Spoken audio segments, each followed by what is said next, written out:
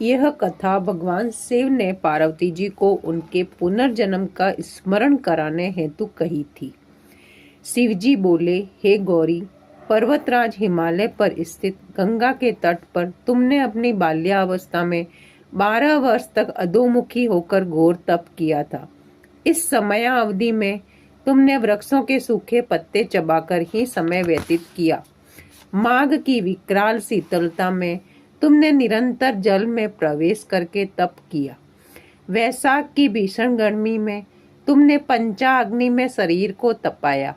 श्रावण मास की मूसलाधार वर्षा में खुले आसमान के नीचे बिना अन्न जल ग्रहण किए समय व्यतीत किया। तुम्हारी इस कठोर तपस्या को देखकर तुम्हारे पिता बहुत दुखी होते थे। एक दिन नारद जी तुम्हारे घर पधारे और कहा कि मुझे विष्णु जी ने तुम्हारे यहाँ भेजा है। आपकी कन्या के कठोर तप से वे प्रसन्न हैं और उससे विवाह करना चाहते हैं। गिरिराज ने प्रसन्न होकर इसकी स्वीकृति दे दी, किंतु यह सुनकर दुखी हुई, जिसको तुम्हारी सखी ने जान लिया और तुमसे दुख का कारण पूछा। इस पर तुमने हृदय से भगवान शंकर का वरण करने की इच्छा कह दी। तुम्हारी इच्छा को दृष्टिगत रखते हुए तुम्हारी सखी तुम्हें घने वन में एक साधना स्थली पर ले गई, जहां तुम्हारे पिता भी तुम्हें न खोज पाए, और वहां तुम नदी तट पर गुफा में साधना करती रही। तुम्हारे पिता गिरिराज को यह ज्ञात हुआ तो उन्होंने तुम्हारी खोज प्रारंभ कर दी। भाद्रपद मास की तृतीया को हस्त नक्षत्र में तुमने रेत का शिवलिंग बनाकर व्रत किया और रात भर मेरी स्तुति के गीत गाकर जागी। तुम्हारी कष्ट साध्य तपस्या के प्रभाव से मेरा आसन डोलने लगा और मेरी समाधि टूट गई। मैं तुरंत तुम्हारे समकक्ष उपस्थित हुआ और वर मांगने को कहा। तुमने उत्तर दिया कि मैं हृदय से आपको पति स्वरूप में वरण कर चुकी हूँ।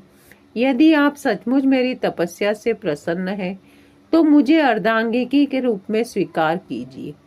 मैं तथास्तु कहकर कैलाश पर्वत पर लौट गया।